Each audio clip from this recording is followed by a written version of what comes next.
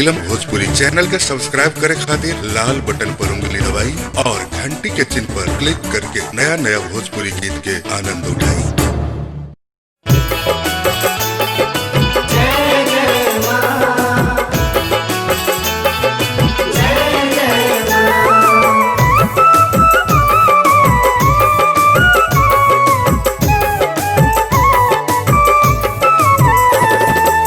पियरी पहिरी पिया डाली में सजा के दिया दौड़ाली माथे पे उठाए कि छठी घाटे दीना बलम पहुँचाए कि छठी घाटे दीना बलम पहुँचाए।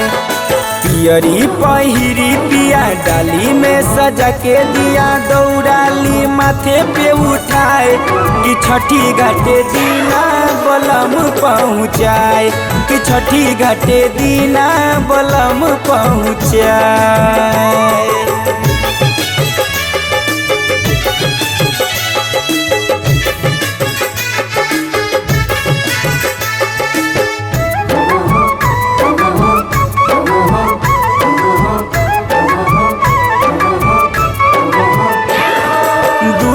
से भूखल बानी चलल नाही जाई बिनती हमार पिया हो खिना सहाई।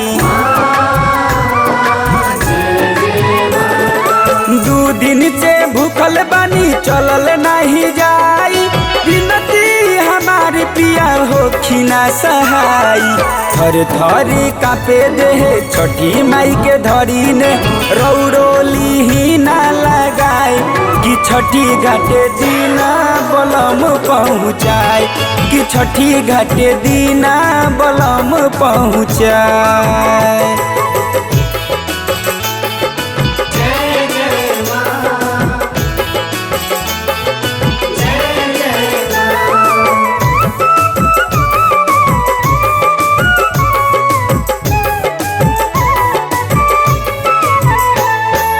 अखिलेश पिया पूजत संसार बा मोरी छठी मैया के महिमा परबा।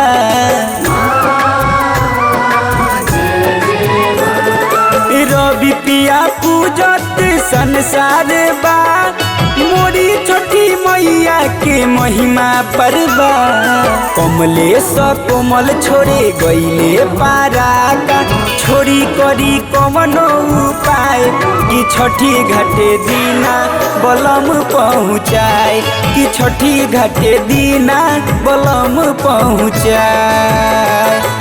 पियरी पहिरी पिया डाली में सजा के दिया दौड़ाली माथे पे उठाए कि छठी घाटे दीना बलम पहुँचाए कि छठी घाटे दीना बलम पहुँचाए। पियरी पहिरी पिया डाली में सजा के दिया दौड़ाली माथे पे उठाए कि छठी घाटे दीना बलम पहुँचाए कि छठी घाटे दीना बलम पहुँचाए।